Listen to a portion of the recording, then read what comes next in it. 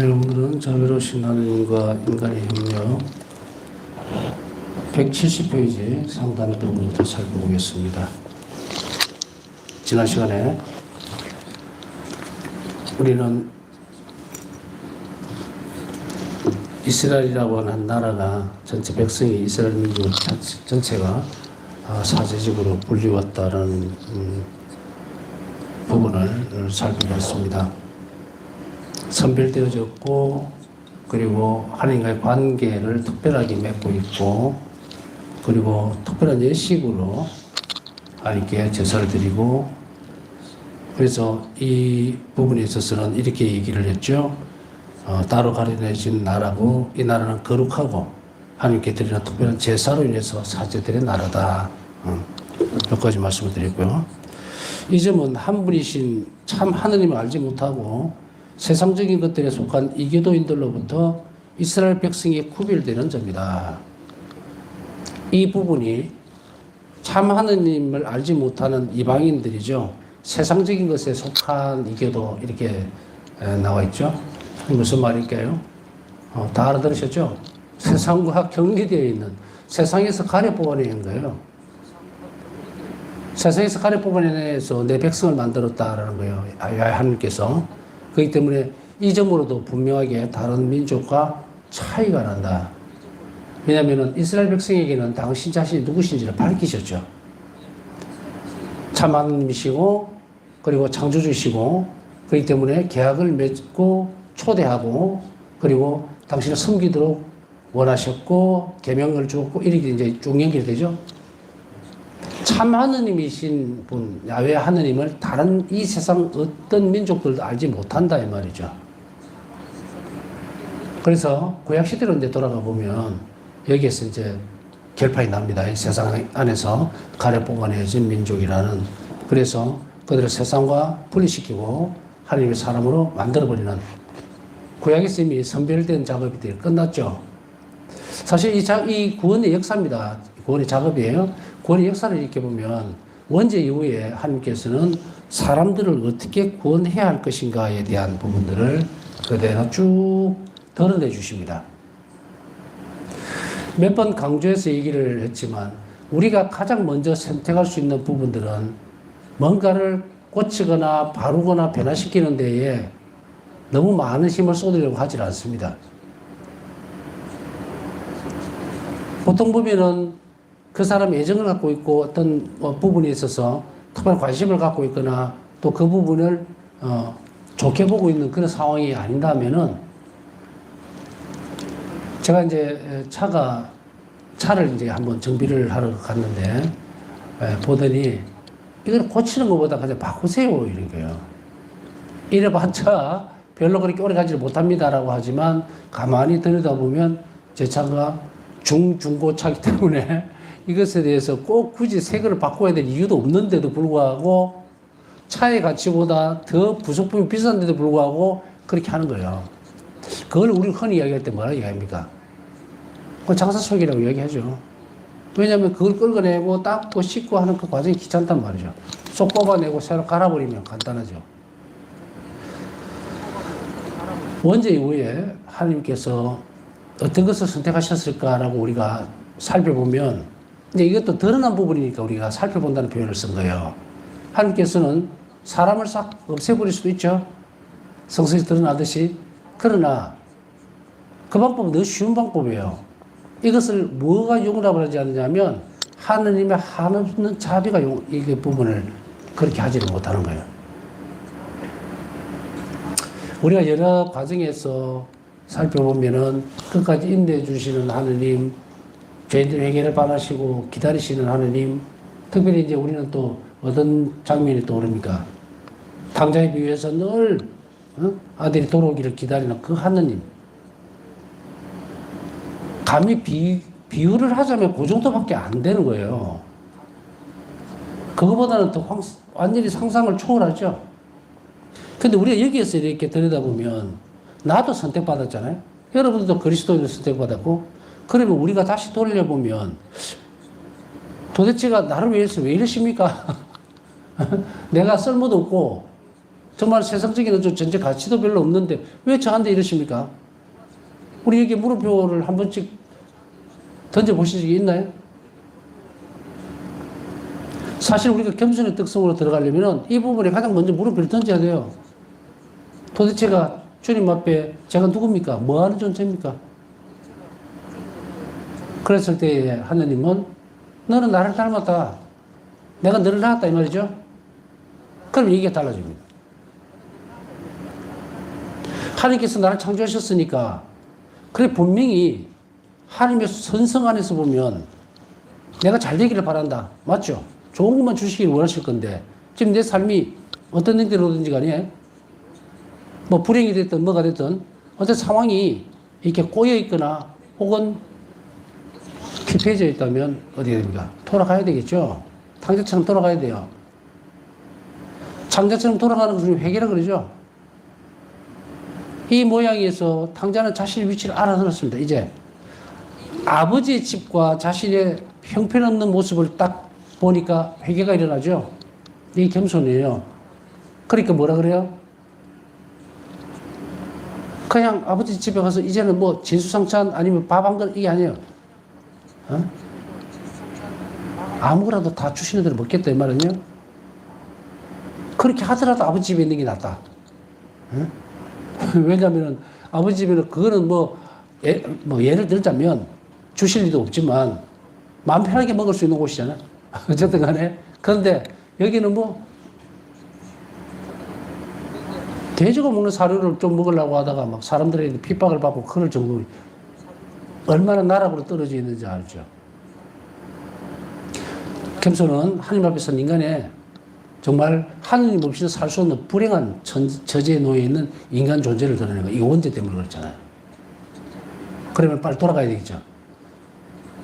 비단 우리가 완전히 쫄딱 다 털려 있는 상태, 정말 목숨이 뭐 간당간당할 정도로 내 몰린 상태에서만 회개가 일어나는 건가? 거기서 일어날 수 있겠지만 바우사성에게 있어서의 회개의 모습을 보면요, 단계로 거슬러서 밑으로 내려갑니다. 거기에서 가장 큰 특징이 뭐냐면 하느님, 창조주 하느님을 아는 거예요. 그리고 창조주 하느님에게 창조된 나를 아는 거예요.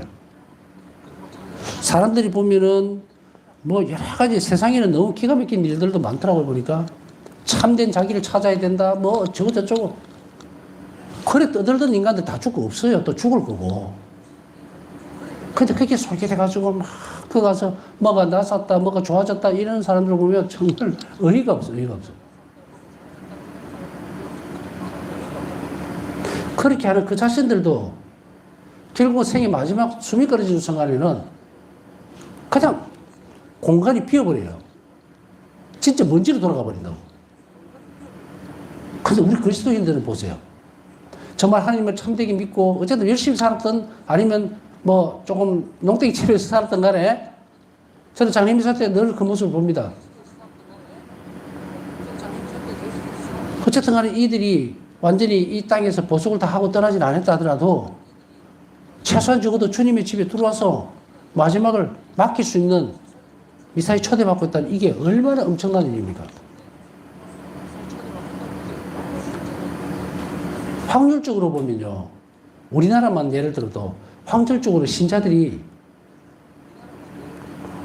병인석사 받고 영성체하고 제대로 성당에 와서 죽음을 맞이하는 이게 마지막 미사죠. 장례미사까지 다 하는 경우가 몇 대 몇이겠어요?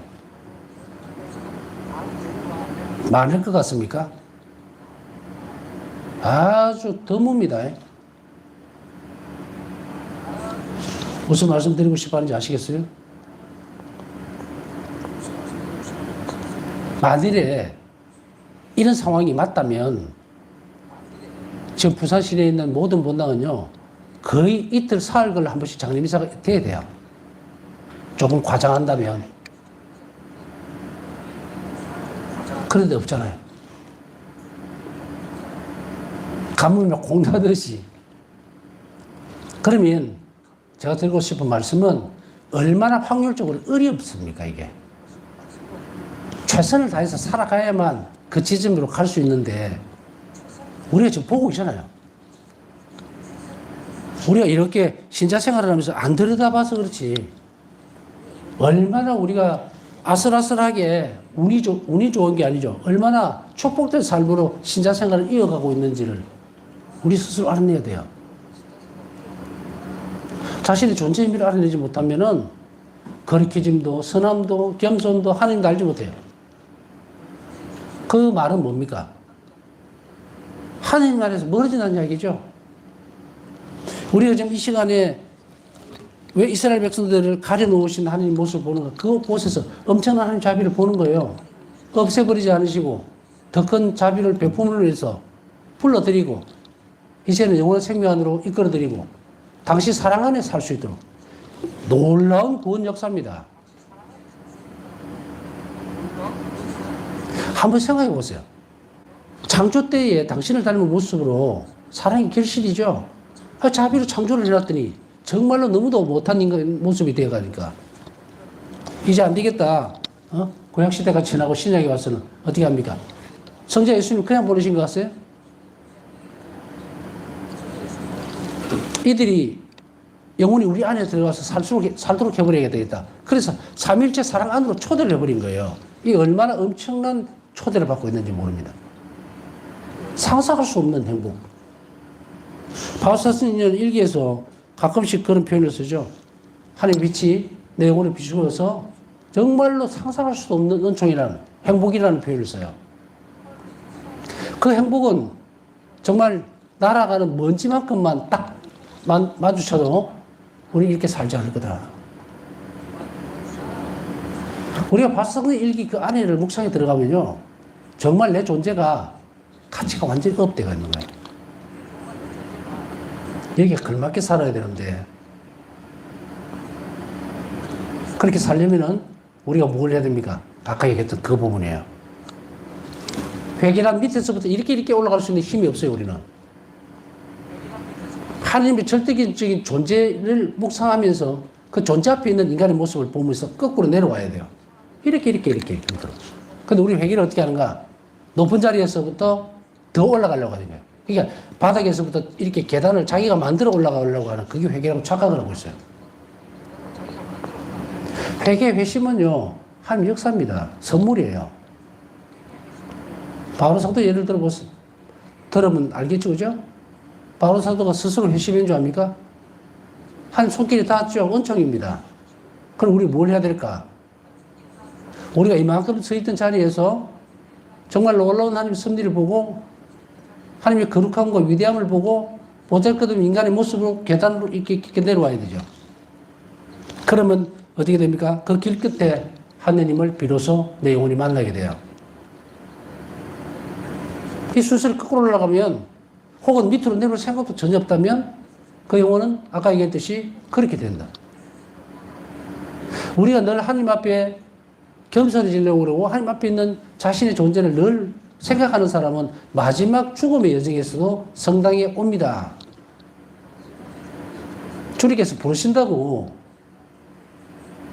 넌 살아생전에 늘 나를 제대로 보고 있었으니 이제 나를 따라가자고 부르시죠, 당연히. 그렇게 아무런 가치도 없이 또 혹은 집 떠나서 돌아오지도 못하게 그렇게 버려두실 리가 없다. 하나님 자비는 그렇게 하기 위해서 드러난 거예요.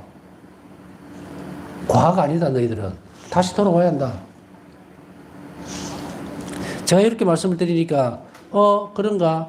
제가 안미동에 본다신부 할 때에 3년 동안, 지금은 아주 기억이 좀 희미합니다만은, 장례 미사를 한 번 드렸었는지 말았는지 모르겠어요.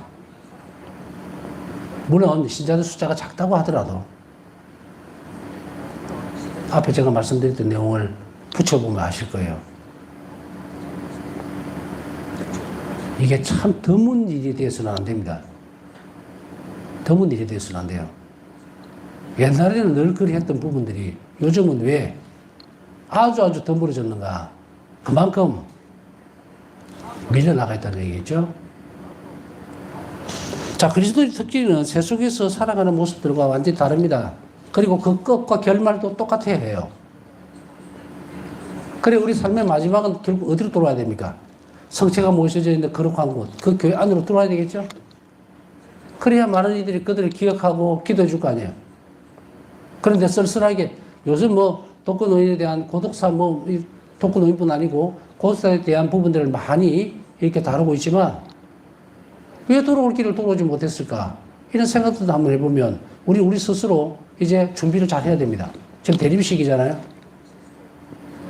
주님 오심을 기다리기 전에 우리가 먼저 떠날 수도 있어요.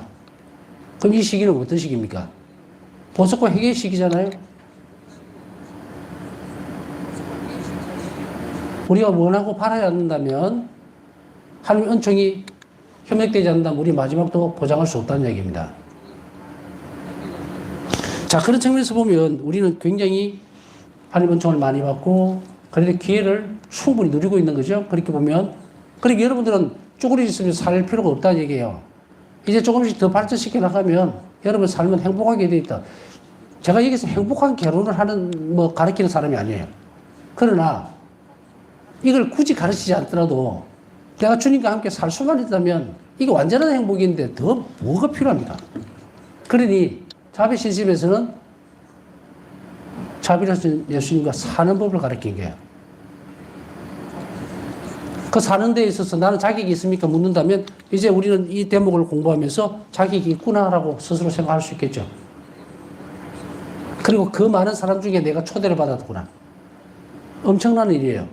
이스라엘 백성들이 만약에 100만 명이다. 그렇다 하더라도 전체 지구 인구에 비교하면 아주 작죠. 우리가 교구의 전체 신자 수를 따지고 아니 본당에 가면 신자들이 많으니까 정말 몇천 명 되는 본당에는 그 사이에 끼어 있으면 정말 신자들 많다 이렇게 생각할 겁니까? 천만에요. 우리나라 인구에 비하면 정말 작은 그렇게 뽑히는 사람들이에요. 가려진 사람들이 가려진 대로 제대로 살지를 못하면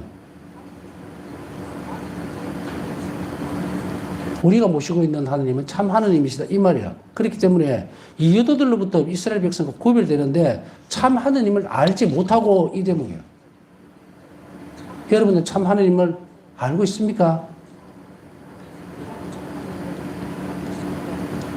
믿음의 눈으로 신앙의 눈으로는 예 했으니까 받아들였어요. 그런데 지금 만나고 있습니까? 라고 묻는다면 얼마나 거룩한 하나님의 성체로서 내 가까이에 오셨는데도 불구하고 이제 뭐가 남았어요? 내가 잘못 살고 있는 거죠.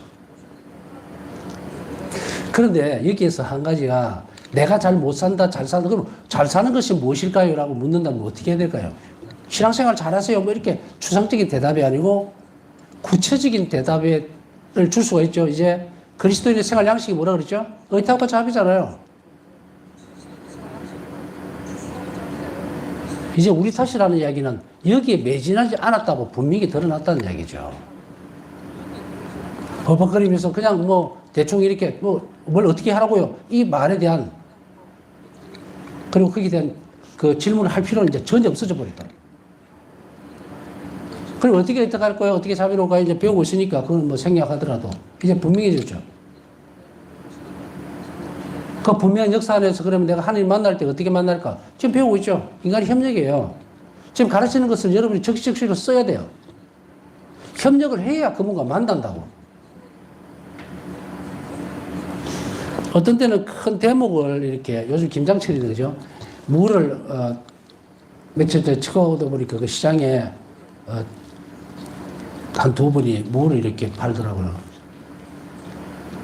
물을 어디에 쓰는지 알잖아요. 주로 이제 김장 담을 때에 무김치 담을 때 쓰는 건 아니지만 용도는 여러 가지지만 물을 그냥 놔놓고 그걸 가만히 바라보다 보라는 것이 아니잖아요.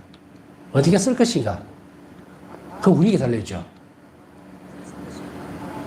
김치를 담든 국을 끓여 먹든 어쨌든 이거는 취식해야 되는 부분이죠. 그럼 그것에서 구체적으로 내가 뭔가를 행동이 나와야 된다는 이야기예요. 그러면 지금 여기서는 어떻게 하고 있는가? 물을 툭 주는 게 아니고요. 지금 강의가 꽤 길어졌죠. 많이 앞으로 더 가야 돼요. 이 말은 뭐냐면 예를 들어서 이 책이 끝날 때에 자비를 사는 거 인간의 힘을 책이 끝날 때가 되면요.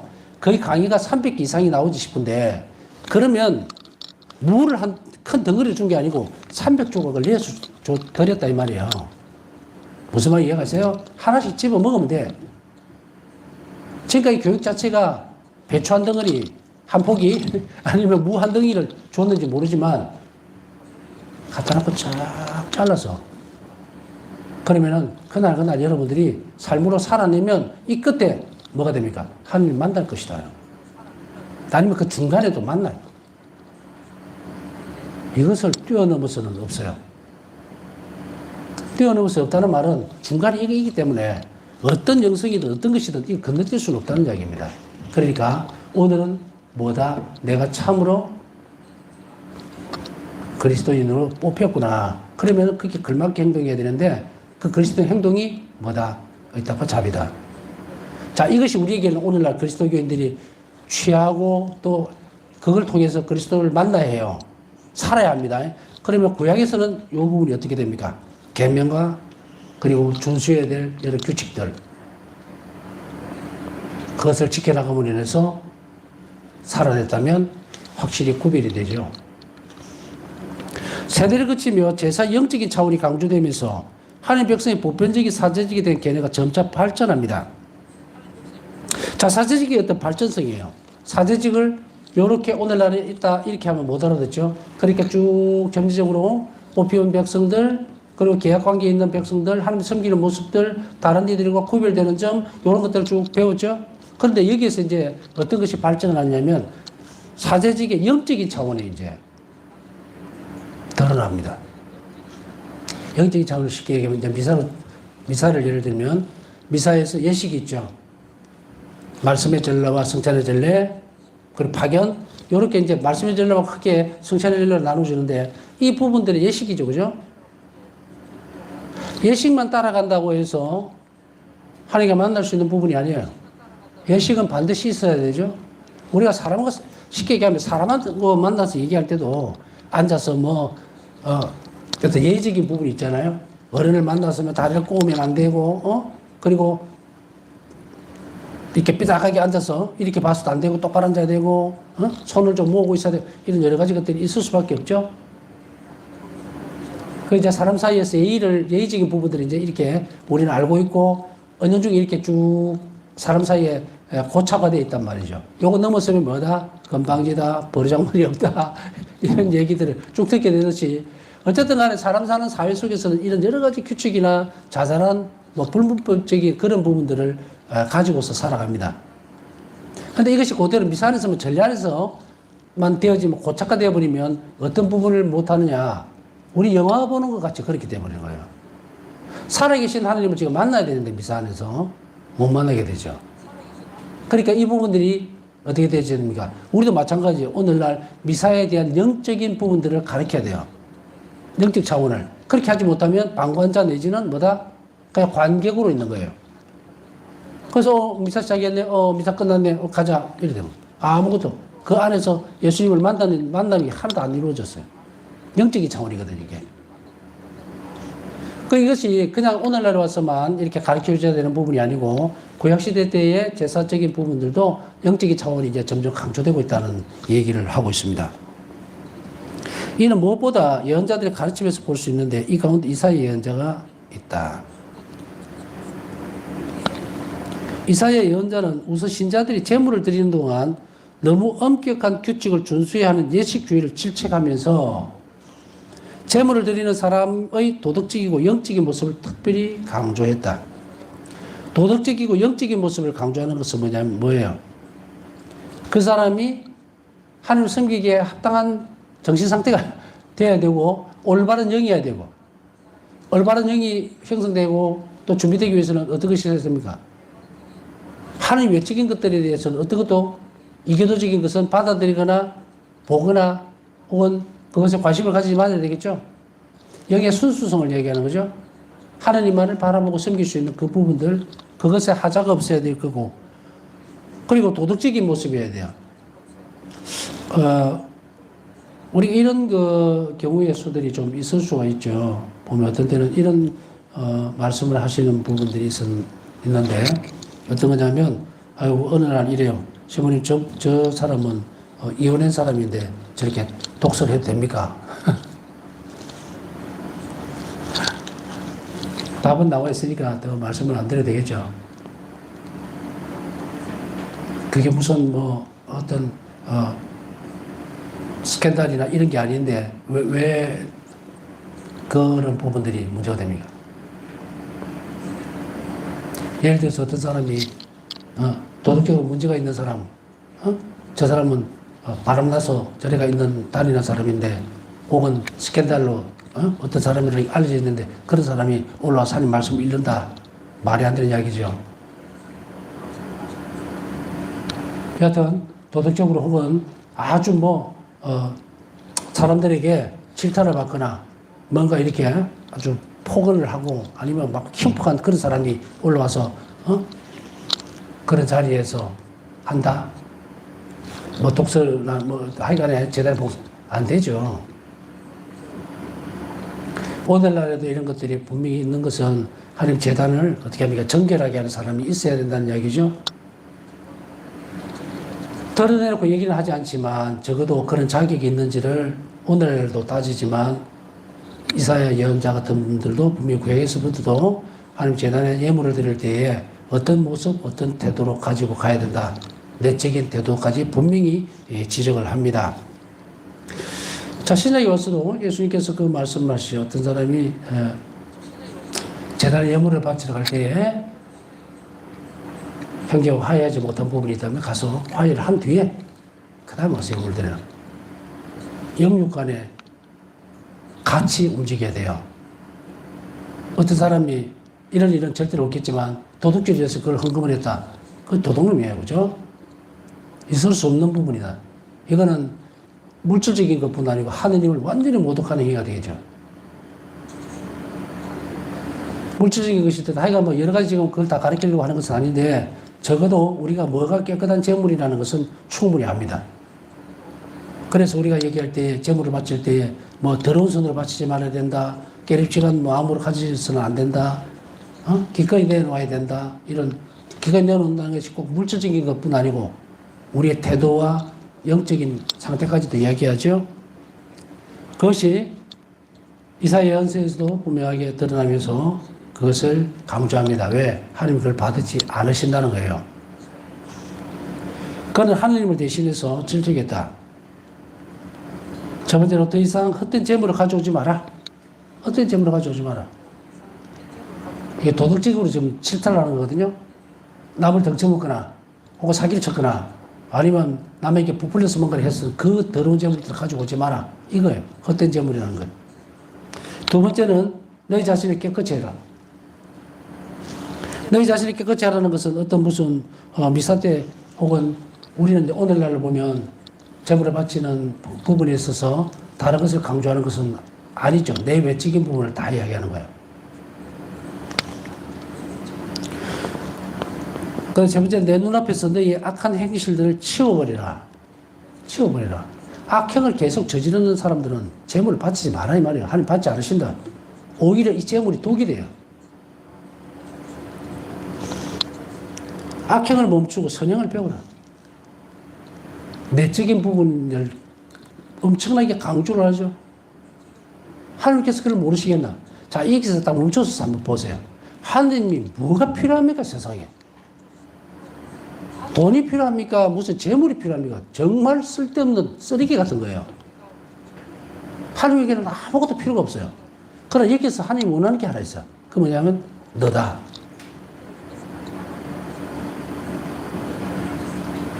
내가 너를 원하기 때문에 생명을 내놓았고 그렇기 때문에 너는 나를 닮아서 어떻게 된다?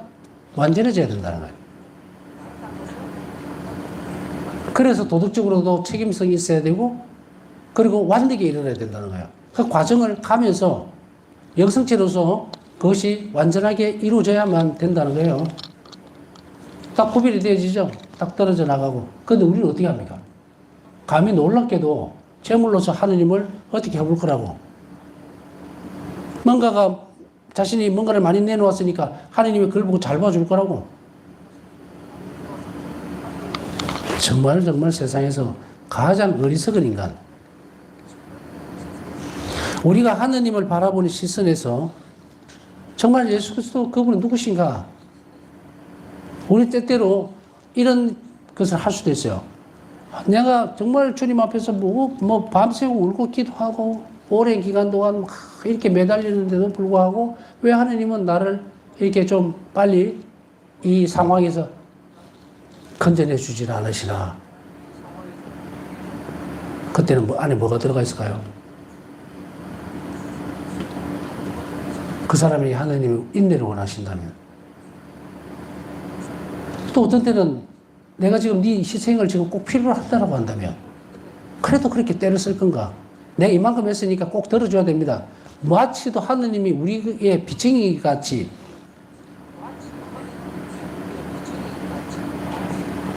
우리 어려움에 대해서 토론을 할 수 있어요. 그래서 내가 이만큼 기도했으니까 이만큼 내놓아라? 하나님한테 맡겨놓겠습니까? 우리는 그러면 어떻게 이 부분들을 정리를 해야 될 건가? 그냥 이거니까 이렇게 주세요. 이거 해주세요. 라는 것을 싹 빼버려야 돼요. 그저 이것이 불편한 게 아니라 주님 이게 없으면 난 너무 힘들고 고통스럽습니다. 라고 드러내면 돼요. 근데 우리 어떻게 합니까? 이거 해주세요. 이거 맡아주세요. 일 안 해주세요. 집 없으면 난 죽어요. 거래를 하지 마라. 하나님하고. 하나님 우리 알고 계세요. 하나님 우리 알고 있는데 이 은총이 협력한다는 것은 우리가 당신 없이는 정말 너무도 불행하고 너무도 힘들고 배고프고 어렵다는 것을 드러내면 돼요. 하나님은 늘 이렇게 자신의 처지를 드러내고 하나님 도움 없이는 정말 한시도 살 수 없다라고 하는 그 영혼에게로 은총은 흘러간다고요. 그래서 예수님은 일기에서도 말씀하시죠. 뭐라 그래요? 나는 주는 것이 기쁘다. 그런데 그 주는 조건이 뭐냐? 제가 말씀드린 게 뭡니까? 의탁이에요. 그런데 우리는 의탁을 하는 태도가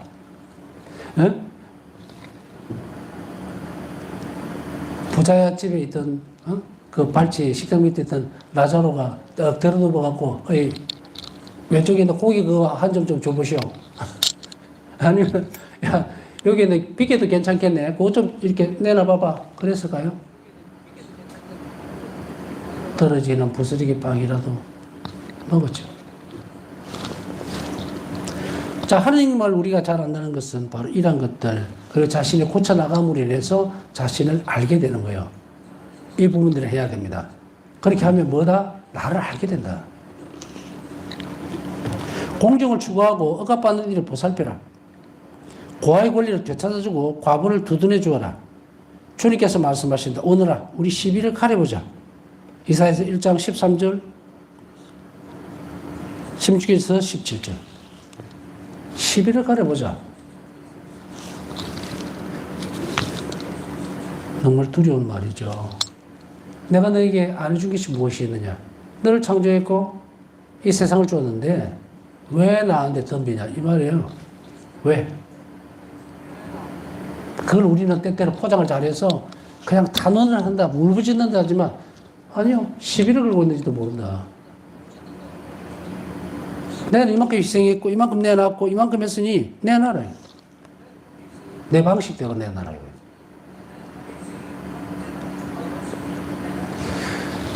이렇게 되면 안 되죠. 우리의 노고로 또 내 노력으로 정말 보잘것없는 것을 드릴 수밖에 없지만 축복해 주십시오 라고 할 때에 그때에 하나님의 복이 우리에게 머무는 겁니다. 우리가 어떤 것을 한다 하더라도 하나님을 또 그분을 도와드릴 수 있는 것이 무엇이 있을까? 그것을 생각해야 돼요. 자칫 잘못하면 내가 이만큼 했으니 당신은 분명히 이렇게 내놔야 된다라는 그런 쪽으로 가버리면 뭐가 빠져버립니까? 사랑의 순수성이 빠질 뿐 아니고 그 사람은 어떻게 점점 상황이 안 좋아지게 돼요. 자, 우리 부족함을 드러내고 하나님께서 우리를 도와주시기를 청할 때에 당신의 방식대로 우리를 자비를 돌본다는 것을 확신하고 그렇게 노력을 해야 됩니다. 우리 또한 마찬가지로 이사야 선지자가 얘기했듯이 말씀하셨듯이 위에 읽어드린 이 대목들을 있다면 정리해야 됩니다. 시시비비를 가려보자라고 하시잖아요. 내가 나한테 못해준 게 무엇이 있느냐? 그리고 내가 너를 창조할 때 너 뭐 했냐? 이렇게 묻지는 않으시겠죠. 그러나 난 너를 위해서 다 죽었다라고 하는 대전제는 뭡니까? 예수님이시잖아요. 그러니까 예수님 보시고 저를 불쌍히 여겨 주십시오라고 할 때 그때의 하나님의 종은 우리 안에 머무르게 됩니다. 남은 시간 묵상하면서 오늘도 한자비 청하신 분들 위해서 함께 기도 중에 기억해 주시기 바랍니다.